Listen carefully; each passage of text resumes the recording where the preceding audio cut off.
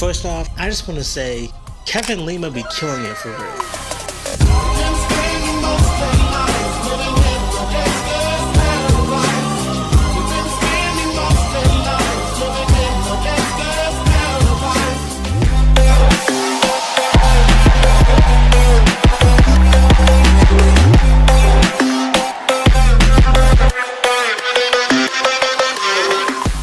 When it comes to the Disney Renaissance, what would I pay to spend a day warm on the sand?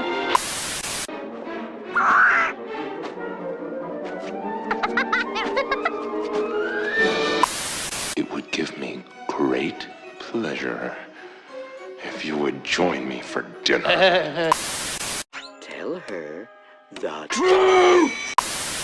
So what are you going to do? First, I'm gonna take your stick. No, not a stick! You land on. The earth is just a dead thing you can claim. Treasure every instant out there. Go most anywhere to find where I belong.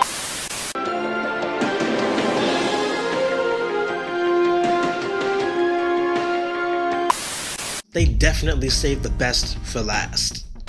They started with a literal fish out of water story, and how do we end? A fish out of water story that shows not only the growth of the studio in the last 10 years, but provides for us one of the last 2D animated classics to really go for it and succeed from this time period. Disney's Tarzan was released in 1999 and is classified as an adventure musical starring the voice cast of Tony Goldwyn as Tarzan. I don't trust him with you. Now he's compromised. Minnie Driver as Jane. Father died when I was 13 and I inherited this money. You don't think every day I wake up and I wish that I could give it back. Brian Blessed as Clayton. What is this? Humanity. Madness! Nigel Hawthorne cast as the Professor, and Glenn Close and Lance Henriksen as Kala and Kerchak respectively. It's a pleasure, Mr. Bill. What's a pleasure? Making your acquaintance. Such a sweet thought. I wish I could reciprocate. Two with my left hand, two with my right hand. You see, the truth is that I am just as good with my This cast is a bit whitewashed, not gonna lie. Evil! But what else is new, right? There's also the whole white savior thing going on and some racial undertones throughout the film, similar to like the Phantom comic and other similar media. However, while this may exist, I don't believe this was the intention of the creators at all. Just thought it relevant to mention. With Burroughs in his Tarzan series and John Carter of Mars books, he would add on to this kind of exceptional white man in a marginalized space. The Tarzan books are about a white child born to a marooned white English couple who is eventually raised by apes when those parents die. Despite what the Disney movie would have you think there are black people where Tarzan is, they show up in the cartoon, which is actually kind of goodish. Shout out to Queen Law. Let this man tell it. Story goes, Kevin Lima was rapping on a Goofy movie. It's only Powerline, Dad, the biggest rock star on the planet. A lot bigger than Xavier Cugat, the Mambo King. Everybody Mambo! My contender for favorite Disney film, before Jeffrey Katzenberg gave him a book and said, I think this should be your next movie. That book was Tarzan of the Apes. Tarzan was a character written and made popular by Edgar Rice Burroughs, who took his pulp magazine story, turned it into a novel in 1912, and then went on to write 24 adventure novels starring the titular character. The animators went on a little field trip to Kenya and Uganda to research and gain inspiration for the film they were making. Don't look this over back. They got to sit with the apes and also were able to observe a young boy who was actually allowed to hang with the young chimps as siblings. And that actually inspired how the filmmakers handled young Tarzan, which I think is completely wild. Get it? Evil! This film was unique in a few particular specific ways. This was the first film musical under the Disney Renaissance where the titular character does not sing the I Want song.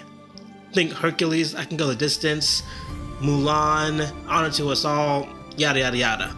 This man, okay, outside of his musical yell,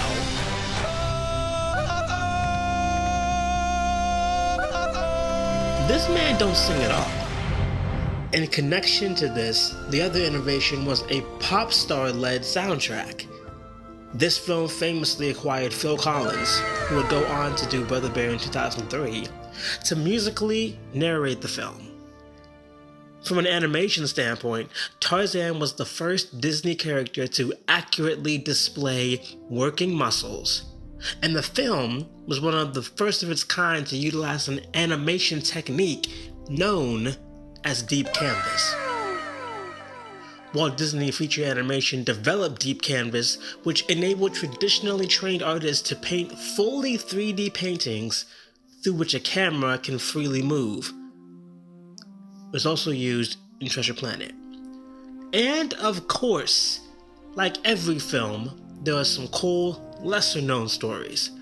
One of my favorites comes in the form of an intimate drawing. Story goes, this animator on the project took the liberty to animate Tarzan's face after his own upon looking at his daughter for the first time.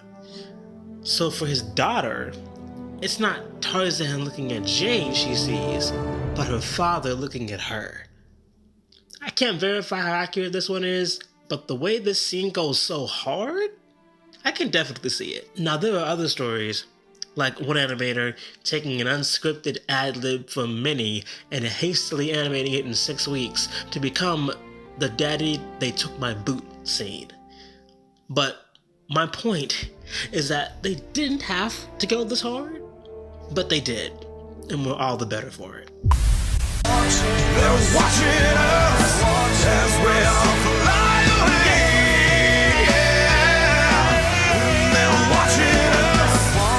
They're watching us as we all fly away. Whoa. It's important to note Tarzan was not the first Disney animated classic to use non-diegetical music. Lion King in 1994 would use this to great effect in the case of Elton John and Tim Rice. Also, this choice was not haphazard, but purposeful, as the Tarzan team decidedly chose not to create a traditional Disney musical. Some believe this was inspired by Toy Story. You are a toy! You weren't the real Buzz Lightyear, you're an action figure! You are a child's plaything! You are a sad, strange little man. A film that was receiving buzz, get it, at the time for being a 3D animated film that audiences loved. It's even confirmed that Bonnie Arnold, producer of Toy Story, was brought on to bring her experience at producing a departure from the Disney musical format of the 90s to this project. Phil Collins and his music would act as conductor, similar to Randy Newman in Toy Story, and he would narrate the key moments in the story. Phil Collins was also a professional drummer and really leaned into that when he was brought on. Needless to say, the percussion of the soundtrack just simply hits harder than any other Disney property. I'm sorry.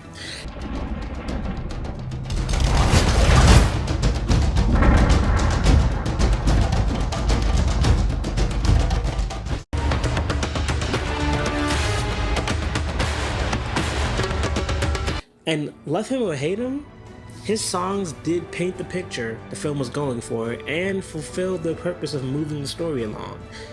Also, they're like award-winning, so I don't know what to tell y'all.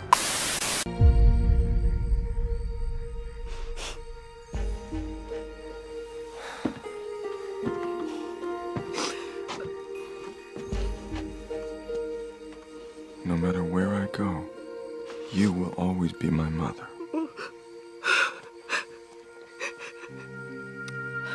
And you will always be in my heart.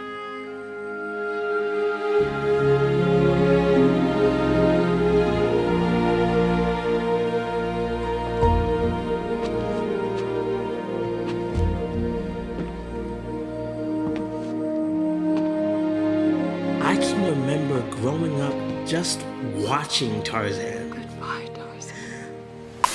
Like, it wasn't of my own volition. I think someone just put it on in front of me. I was that young when I watched this. Not sure which parent put me in front of it, but thank you, because it ensured I grew up on some good cinema. I love the bravery, compassion, authority, and skillfulness our protagonist exhibits.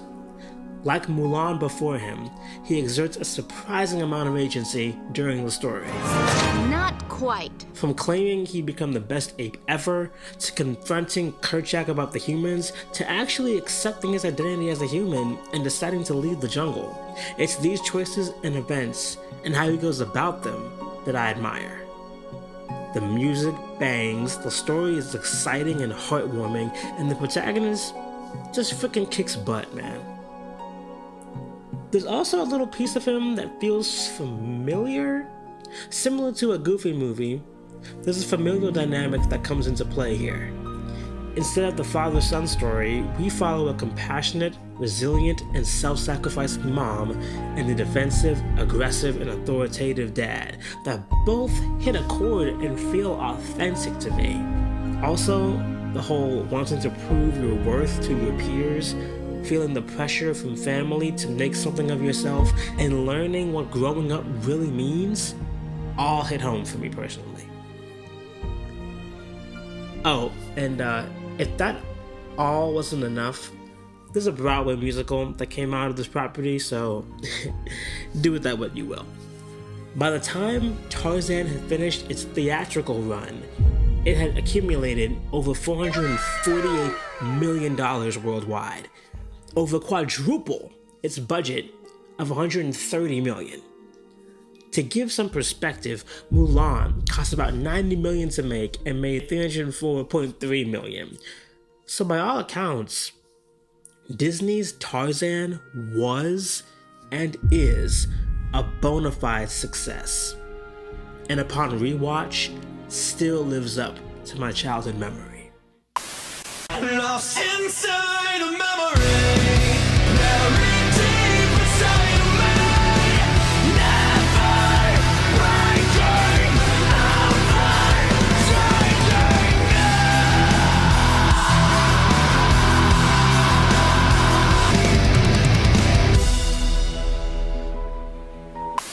Now, obviously, the movie isn't perfect. Just watch CinemaSins for that fact. It was kind of brutal, not gonna lie. But at the end of the day, okay, Disney's Tarzan is a role model and a well-written archetype of the hero. Always striving to do good and protect those around him, he exemplifies overcoming obstacles and achieving your goals. He and Clayton also exemplified the dichotomy between positive and toxic masculinity, showing the redeeming qualities in one and pitfalls in the other in such a way that I do attribute some of how I saw becoming a man to how Tarzan moved as a character in this story. Outside of the fact that, well, he's jacked and whatnot, he's got a surprising amount of agency and courage. I can't say that enough. As a child, the desire he has to fit in, to be accepted and loved is so poignant and done with so little screen time that it's a marvel it came out so well. And as an adult, he's clearly respected without needing control. A leader while still being vulnerable and open to direction. He's able to freely be a man in the traditional sense, and I think that in today's Hollywood landscape, it's even more rare and refreshing to see. In conclusion, this is my favorite Disney animated film of the Renaissance. Probably my favorite Disney film, period. While I can acknowledge the greats and respect them for what they are, Tarzan is just too good to be this underrated, and I'm gonna do my part to present why I can't get enough of this masterpiece. I just hope you leave more informed about my favorite Disney film and have gained a greater love for it as well. But that's the end of the video. If you liked it, please give it a like. And thanks for staying this long if you're still here. And I pray you enjoy your day, night, evening, morning, whatever it is for you. And until next time, peace and deuces.